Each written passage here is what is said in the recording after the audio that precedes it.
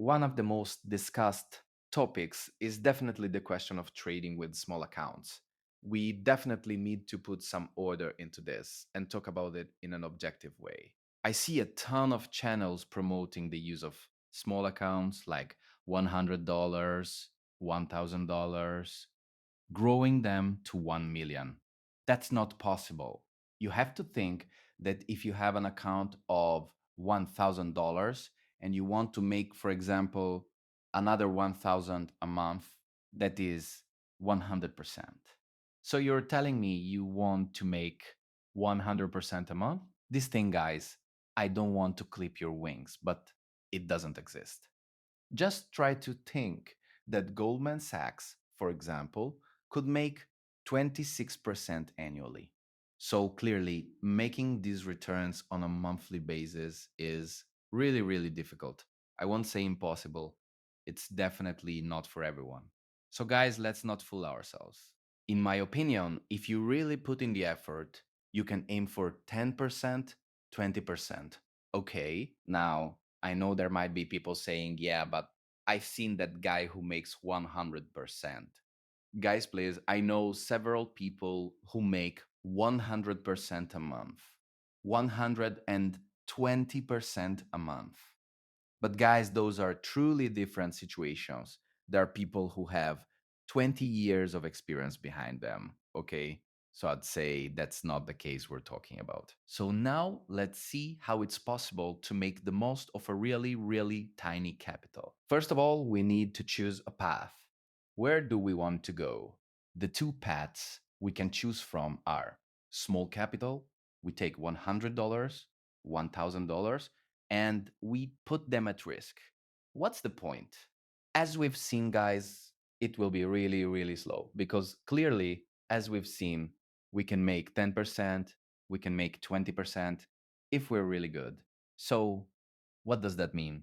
On $1,000, if you're really good, you manage to make 100 or 200. That's not good, clearly, because it's too little. Not at all. It's more of a motivation issue. I mean, you put in so much effort, guys. Making 10, 20% is not simple. So you put in a lot of effort, and in the end, you end up with $100. Damn, what a whole mess for $100. And so clearly, what do you start doing? You try to speed things up. So you start risking more, and in the end, you blow the account. Okay, this is the main problem.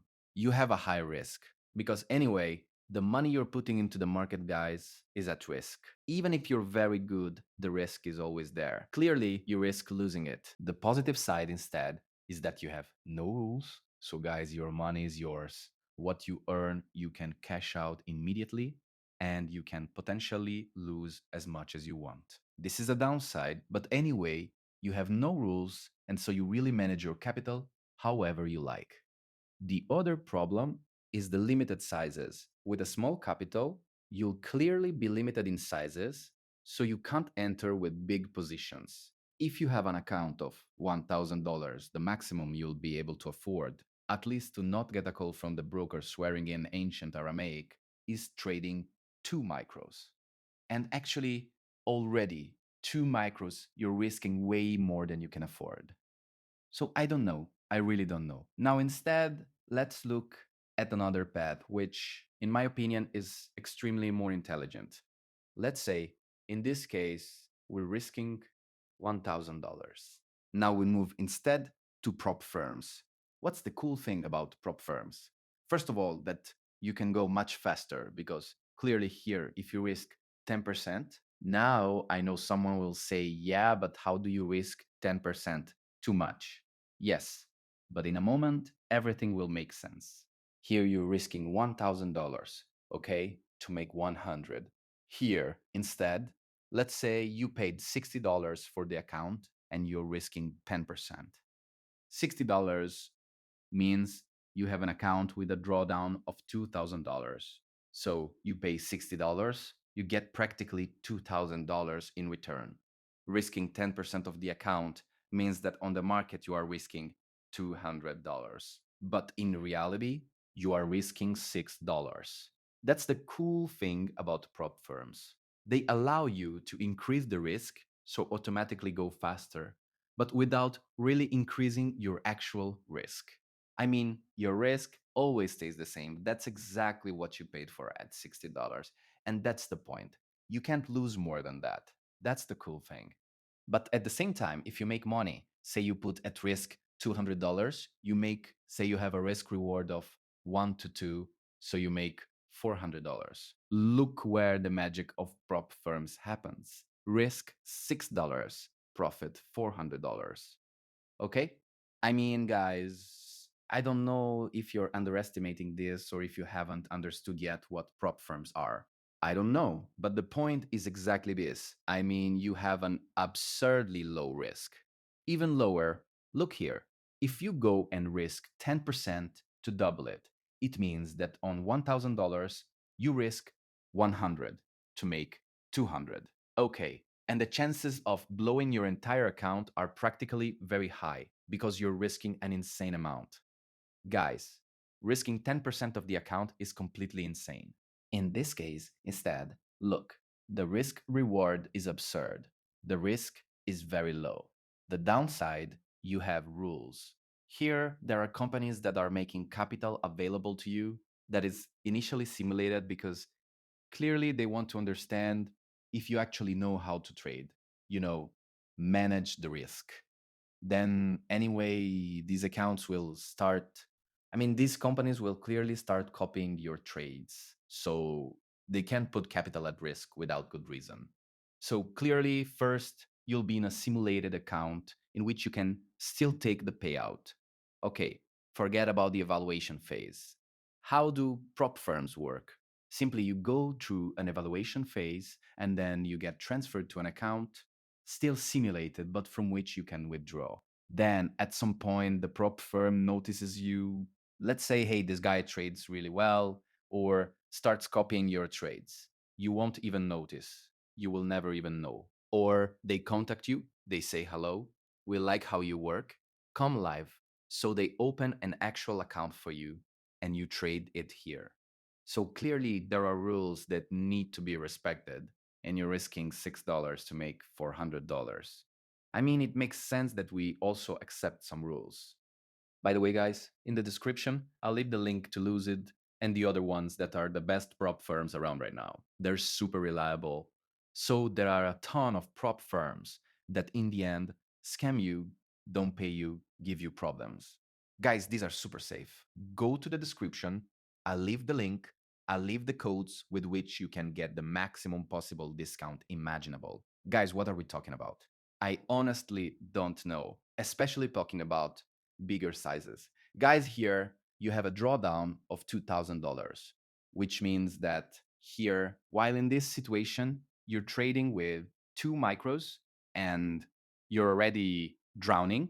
In this case, guys, you can trade with much larger sizes. You can go with 4 micros, 8 micros without any anxiety that you're trading with large sizes. Here, you can stay calm.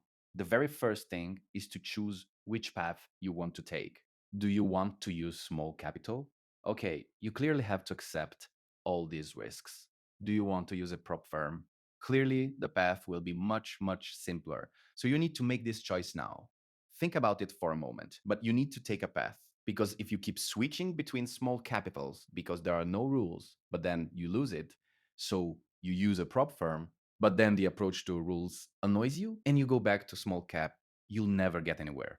You need to make a decision and stick with it. Whether it's even a live account at $100, it doesn't matter. But once you make a decision, that has to be it. Then let's talk about the mental process.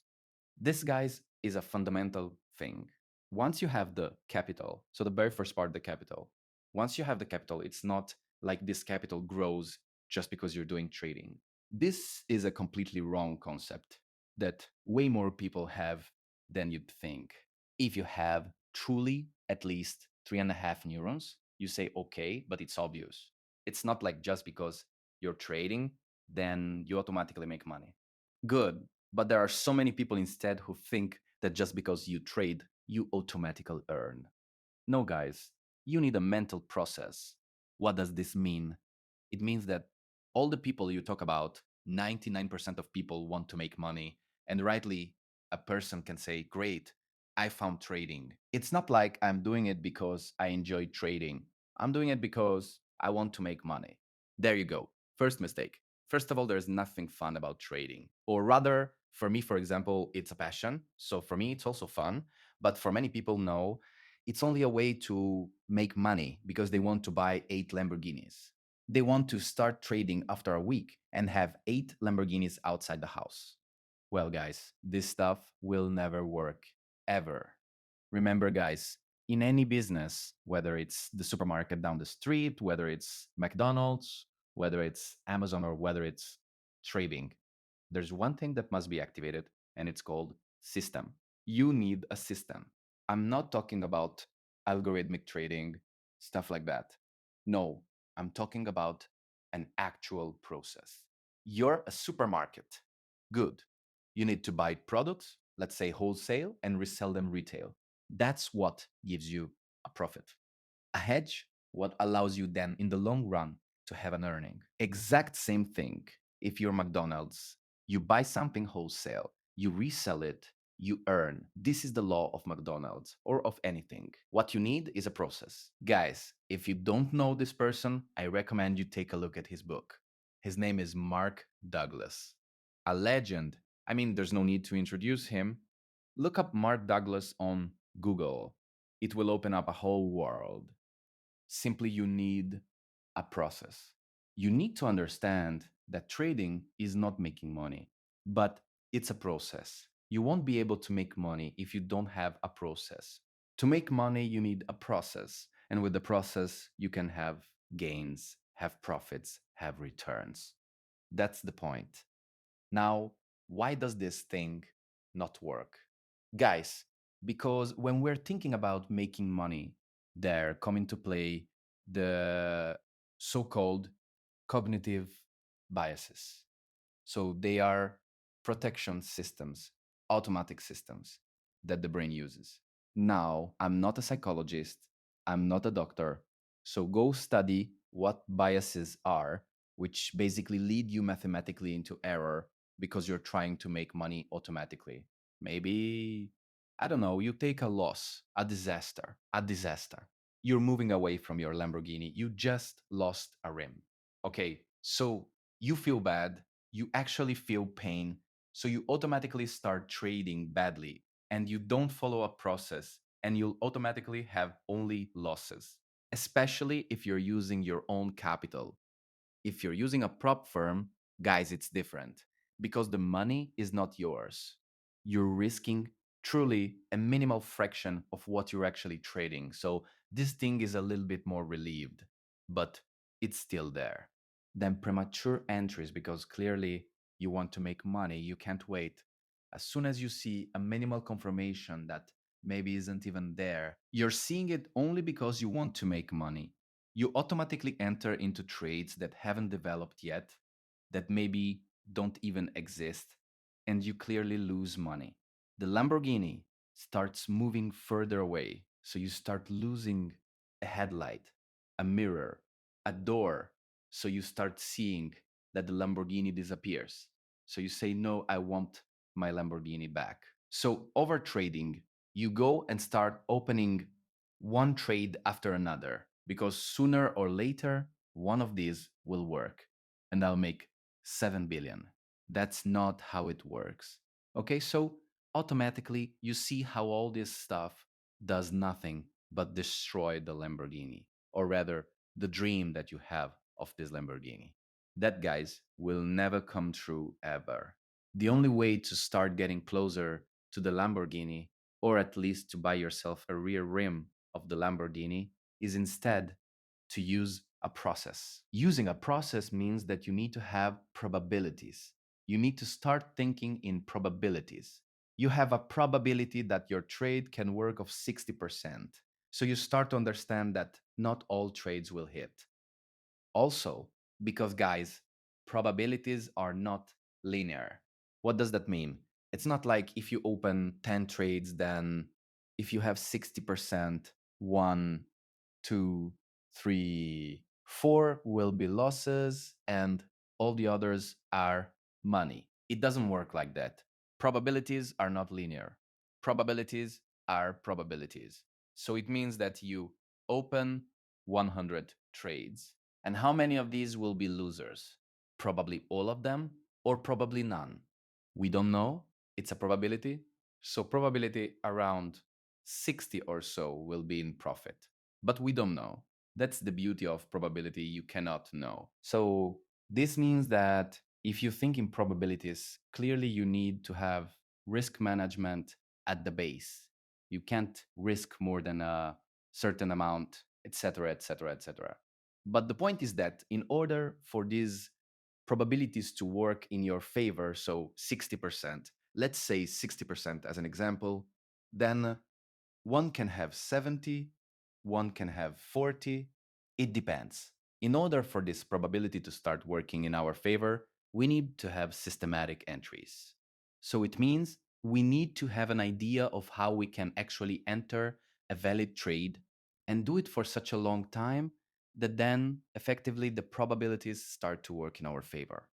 So we no longer need to think in single trades, but we need to think in samples. More trades, we need to do 100, let's go do 20, we need to do 1000. Only then do we actually start seeing results. Another thing, clear setups. When you're trying to make money, you start entering anything because you want to make money. Instead, no, guys, move away from this mindset.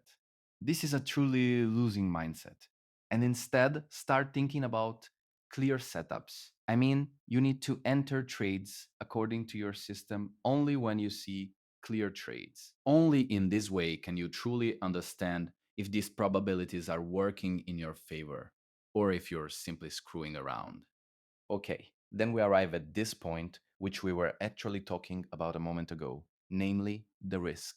So we said that if we actually want to have a result, we need to have excellent risk management because it's a process after all.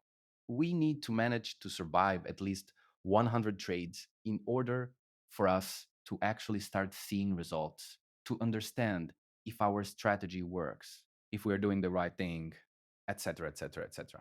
Now, the biggest problem is that for most people, it's oversize. Okay, so what does that mean? They risk 20% of their capital. Maybe they have an account of 100 euros. They say, well, I'll risk 20, maybe I'll make 50. Yes, but the point is that if on 100 euros you lose 20, you have four trades left, actually, three trades left before blowing the account. This is a problem because you don't have a sample. You can't tell if your strategy is actually working. Because, guys, taking five losses in a row can happen even with a strategy that wins 90% of the time. Do you understand what we're talking about? So, this stuff is nonsense. Risking 20% is nonsense. The problem is that you see people on social media making insane returns, risking insane amounts, and you want to imitate them. Even worse if with a small proprietary account. If you have a small capital and you do this stuff, you're practically just throwing money out the window. How instead should the risk be managed? The risk must be managed exactly like this. It means that on your live account, so your own money deposited at the broker, you need to risk from 0.25 to 2%. Clearly, this depends on how big your account is and on your strategy. The more your win rate is low, the less you need to risk. Okay, the more your win rate is high, the more you can afford to risk. Who decides these numbers? Guys, do some research. There are a ton of papers that talk about risk management, and 2% is the maximum allowed, let's say, by common sense. Everything above 2% is practically gambling, so it's not a good idea. You will never manage to have a proper positive performance risking more than 2% because clearly you risk blowing your account very, very quickly. This is a live account. So, as you can see, the restrictions are many. To keep your account alive, you need to risk very little. So, in reality, you won't even be able to trade futures markets. You need to stay in CFDs with all the associated risks. I don't know, you evaluate carefully, but the path is this one. Clearly, these are not financial advice. Then instead, we have look here, 10%. How is it possible that here we risk so much? I mean, if we've understood that 2% is the maximum possible imaginable. Guys, because here we're talking about prop firms. One of the great things about prop firms is precisely because you're actually risking much less than what you're effectively risking on the market, you can afford to risk more. Since then, in reality, the dimension of the account is effectively 10, 20, 30 times what you have paid. It's clear that in this case, risking 10% is equivalent to risking 1 per 100 or 2% of your real actual capital. That's why, guys, I tell you, use prop firms. Don't risk your own money because, guys, you will lose that money 99% of the time. So don't do it. Use, at least by using prop firms, you put in $60.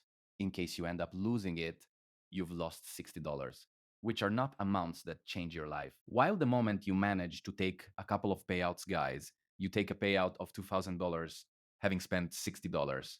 What are we even talking about? And those start to be interesting amounts where a person can treat themselves or build a career. They can do whatever they want. I mean, you built a career with $2,000, but if you've understood the process and you keep putting it into practice, clearly you can have very, very significant results. Let's move on to the bonus. So, a bonus tip I can give you. This applies both to small accounts and to prop firms.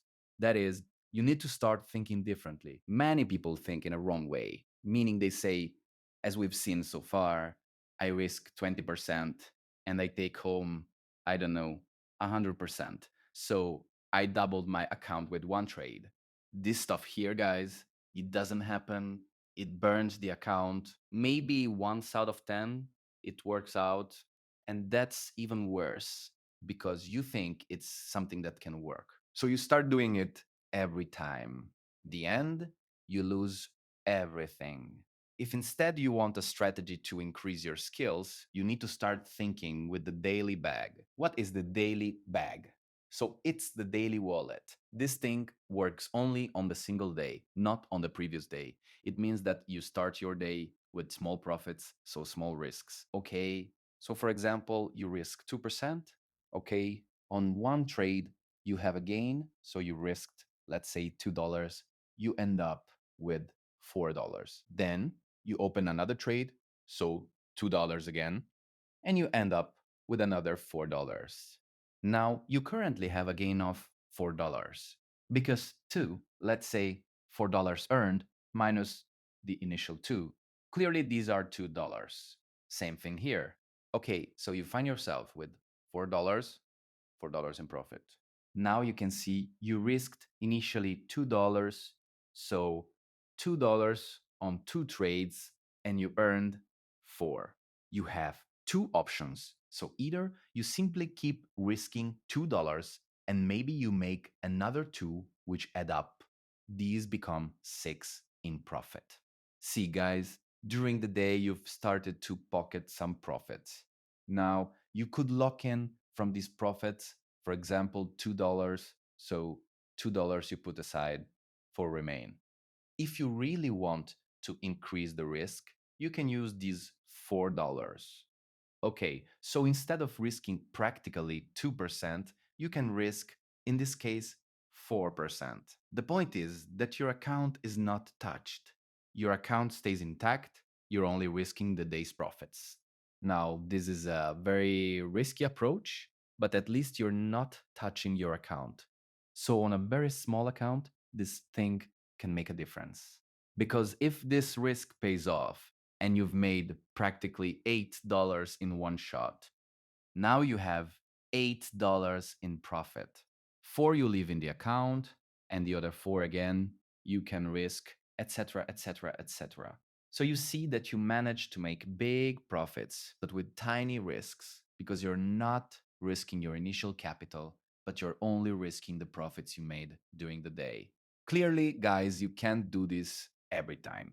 You can only do it on days that are particularly in your favor. And especially, I don't recommend doing it all the time. I only recommend doing it in moments when you've truly managed to have more profits, even small ones.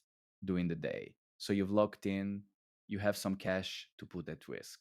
This thing done with prop firms, you can only imagine the potential that you can have because clearly you're no longer risking 2%, but you're risking 10%. Then you can risk 20%, you can risk 30%, let's say, once you've made some cash. This thing, guys, is truly, truly very interesting. Clearly, this approach cannot be done with all prop firms because there are consistency rules. So I recommend you take a look. I'll leave it in the description. Lucid Trading, I'll leave it in the description with the code. This prop firm allows you to do this type of thing. Guys, I hope this video has been helpful. If you haven't done it yet, subscribe, activate the bell, leave a like, leave me a comment, tell me if this video was useful, and if you have other requests, let me know in the comments. Great for everyone. Bye.